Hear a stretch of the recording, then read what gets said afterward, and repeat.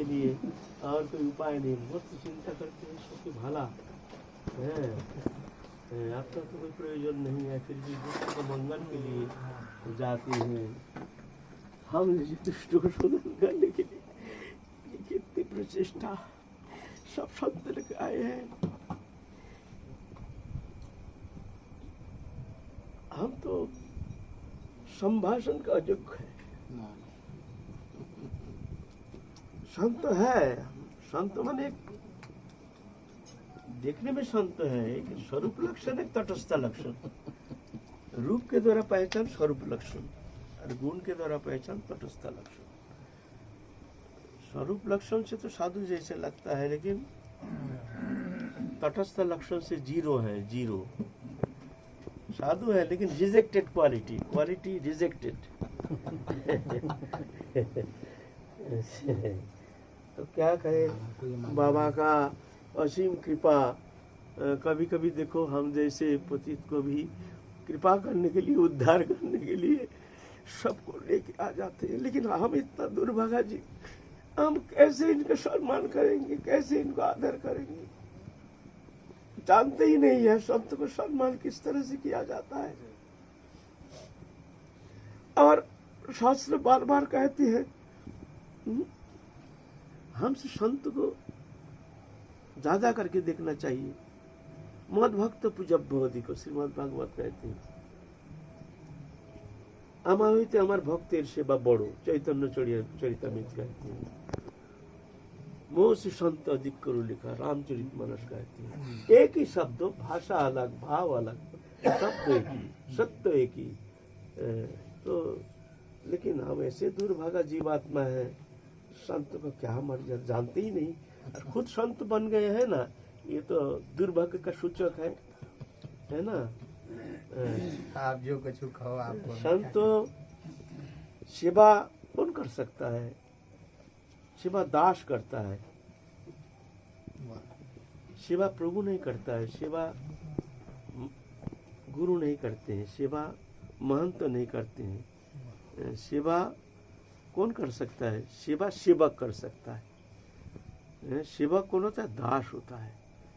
सबके पाम के नीचे आना पड़ेगा तब तुम सेवा कर सकते हो।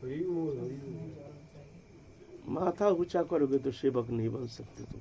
और ये निर्विशेष, ये नहीं कि विशेष, ये कोई संत है, ये विशेष है, ये अति साधारण, ये भजन नहीं करते, ऐसे ऐसे नहीं है।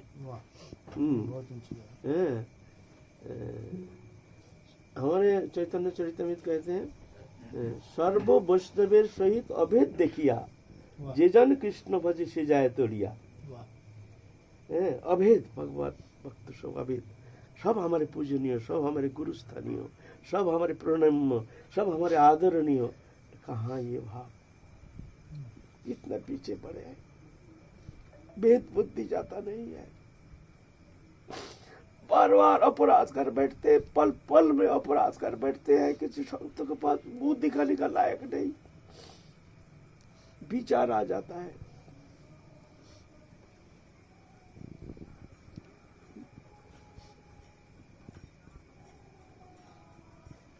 आप लोग आते हैं कृपा करके हमको पवित्र करने के लिए, लेकिन हम इतना नीमक हराम संत को मर्यादा नहीं जानते हैं। बाबा आए हैं, आते हैं, क्या कहें हम, मुंह दिखाने में भी हमको शर्म लगता है कभी कभी।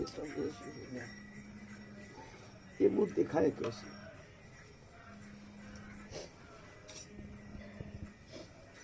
बाबा बाबा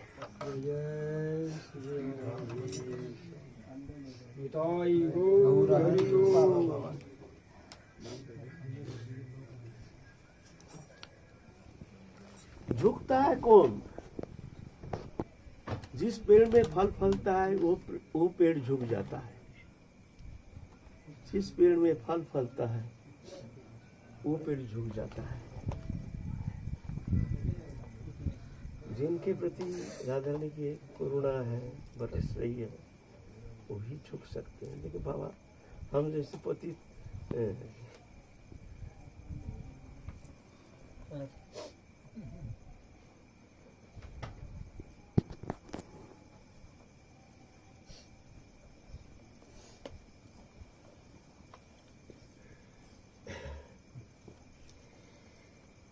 हरि बोल। पिताजी भी आएंगे साहब। हैं? पिताजी अच्छा, को- महाराज की पिताजी कौन है? वही जो ओ बाबा। हाँ शरीर तो हमारे पूज्य गुरुदेव भगवान की कृपा का बाबा आप तो आशीर्वाद। जय गुरु जय गुरु। आज हमारे मंगलमय दिन है। आज शुभ दिन है। आज राधा रानी की कृपा बरस रही है। जब संत आते हैं तो समझना चाहिए राधा रानी की कृपा फलीभूत हो रही है।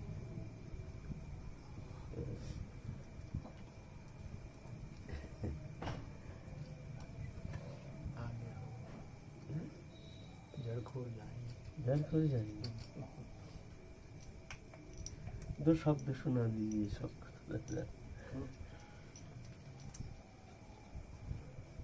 पंडित जी को टेलीफोन लगाया, पंडित जी उठा नहीं। महाराज जी बोले आज बिना टेलीफोन के टेलीफोन लगाया। महाराज जी ने कहा कि कीर्तन चल रहा होगा, मैं टेलीफोन लगाते हैं। तो टेलीफोन उठाने महाराज जी बोले आज बिना टेलीफोन उठाए चले। आज हम कीर्तन करते हैं, लेकिन पहले सर्दी जुकाम होकर गला बैठ गया है। और काल रात्रि जागरण करते हैं, एकादशी के दिन कीर्तन करते हैं सब मिलकर। इसलिए हमने चला आज रेस्ट दे देंगे। कल रात्रि जागरण है। कीर्तन खूब भारी पड़ जाए, निर्जला और फिर कीर्तन पूरी रात। प्रत्येक एकादशी निर्जला पूरी रात कीर्तन। नहीं, सारी रात कीर्तन करते हैं।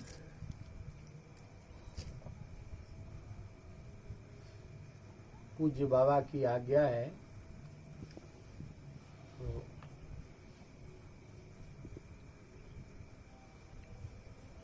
मार्कंडेय पुराण का एक श्लोक है, परम भक्तिमती मदालसा का वाक्य है।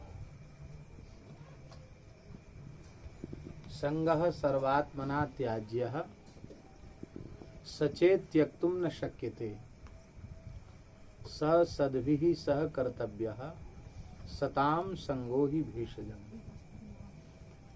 माता मदालसा कह रही है